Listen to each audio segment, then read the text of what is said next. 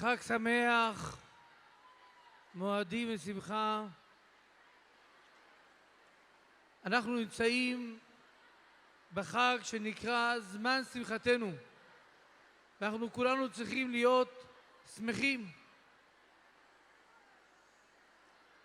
זוג אחד שאלו אותי שהם חזרו בתשובה, יש להם אחות שגם רוצה לחזור בתשובה. איך לשכנע אותם לחזור בתשובה? אמרתי להם, תגידו להם שיש לנו מצווה ראשונה אחרי יום כיפור, לשמח את הילדים, לשמח את האישה. זה המצווה הכי חשובה. ושמחת בחגיך והיית הר שמח. כשיהודי חוזר בתשובה, הוא לומד שהמצווה הראשונה זה לשמח את המשפחה, את האישה, את הילדים. וזה הדבר שיש לכם החג הזה, שמחה עצומה. אנחנו נמצאים בכנס של ארגון תפארת, ארגון שברוך השם משתדל לעשות למען הקהילה ולמען עם ישראל, לקרב יהודים לאבינו שבשמיים. וברוך השם הוא זוכה הרבה מאוד להחזיר בתשובה.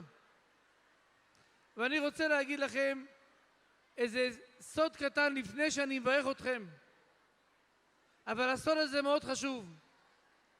אנחנו כולנו עברנו את הימים הנוראים, חודש אלול, ראש השנה, 10 ימי תשובה, יום הכיפורים. ברוך השם אנחנו נמצאים בעיצומם של ימי הושענות, שאנחנו אומרים, מתפללים להשם לשנה טובה. סיום הימים נוראים עוד לא הסתיים. מתי מסתיים? בשמחת תורה בבוקר. כתוב ברבנו הארי הקדוש שביום שמחת תורה בבוקר אז נמסרים הפתקים על מה שנחתמנו לחיים טובים. כתוב שמשה רבנו התפלל 515 תפילות כדי שהוא ייכנס לארץ, והקדוש ברוך הוא אמר לו, רב לך אל תוסף דבר אליי עוד. איזה תפילה הוא לא נתן לו להתפלל? אומרים רבותינו שתפילת שחרית של שמחת תורה.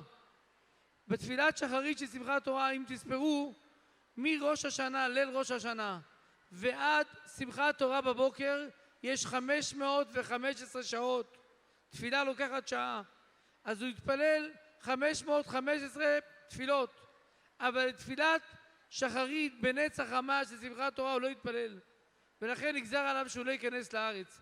אם הוא היה קם בבוקר בשחרית, בנץ החמה ושמחת תורה והיה מתפלל, הוא היה זוכה שהוא היה נכנס לארץ. יש הרבה יהודים שברור העולם אומר להם, רב לך אל תוסף דבר אליי, ומפסידים את השחרית של נץ החמה של שמחת תורה. צריך לדעת שהתפילה הכי חשובה בשנה, יותר מכל התפילות, יותר מתפילת הנעילה, זה שחרית בבוקר בשמחת תורה בנץ החמה. אז אני אומר לכם, נשים יקרות, תזדרזו בשחרית בשמחת תורה, לקום מוקדם ולהתפלל ולהגיב בעזרת השם את כל הבקשות שאתם רוצים. ועכשיו אני אברך אתכם.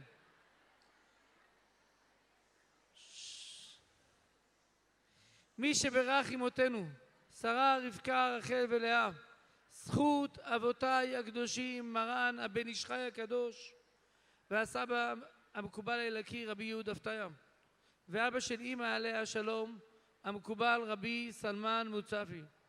הוא יברך וישמור את כל הנשים שנמצאות כאן, והוא ייתן לכל אחת ואחת מכם כל משאלות לבכם לטובה, שכל הרווקות והפנויות תזכנה השנה בעזרת השם להקים בתים נאמנים בישראל,